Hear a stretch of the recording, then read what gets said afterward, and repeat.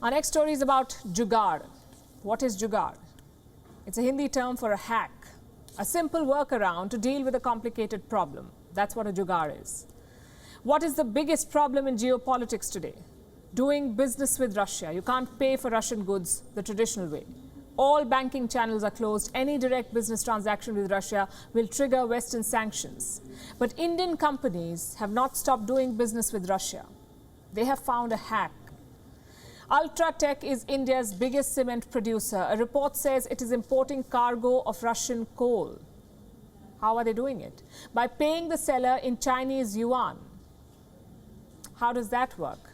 Paying for Russian coal in Chinese currency. I'll explain that. Ultratech is buying coal from Russia's Siberian Coal Energy Company, also called SUEK.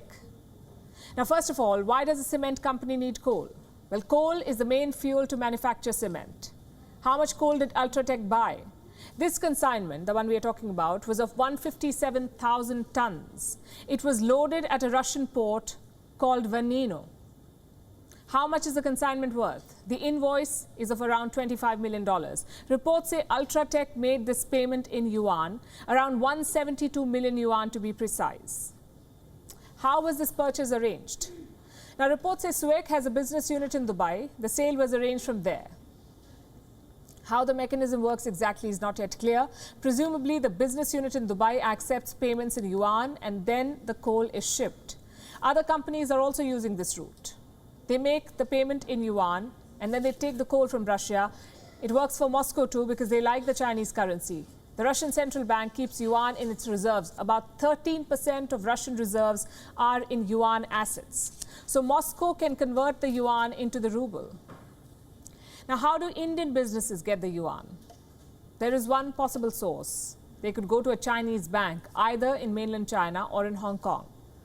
There they exchange the dollars for yuan. Remember, the sanctions are triggered when the payments to Russia go in dollars. But there are no such restrictions if you use China's yuan.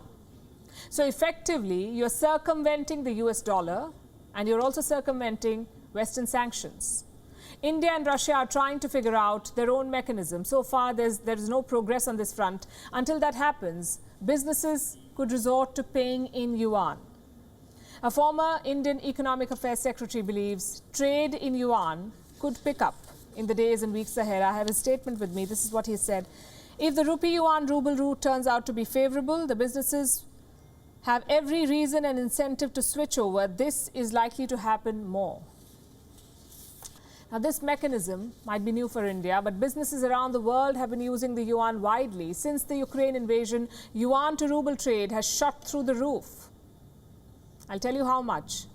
The yuan ruble trade has increased by a whopping 1,067%. So the yuan workaround works. But is this the right way forward?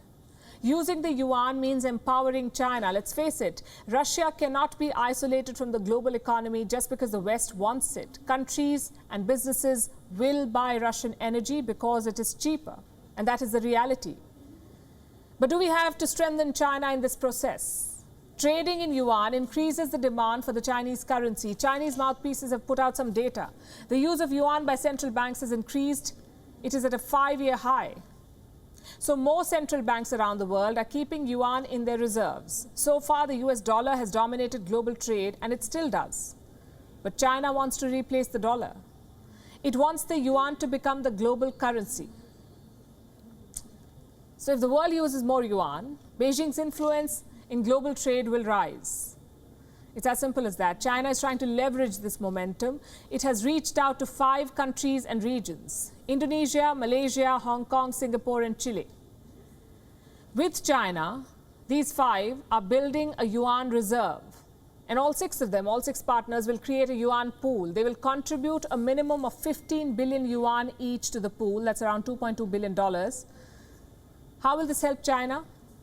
Beijing is creating a global financial system, one that is driven by the yuan. It will challenge the dollar system. So the world will have 2 systems to deal with then, and a country that controls the financial system dictates global trade. The world cannot let China have that power. The yuan hack helps, but it may hurt in the long run. Think about it. WION is now available in your country. Download the app now and get all the news on the move.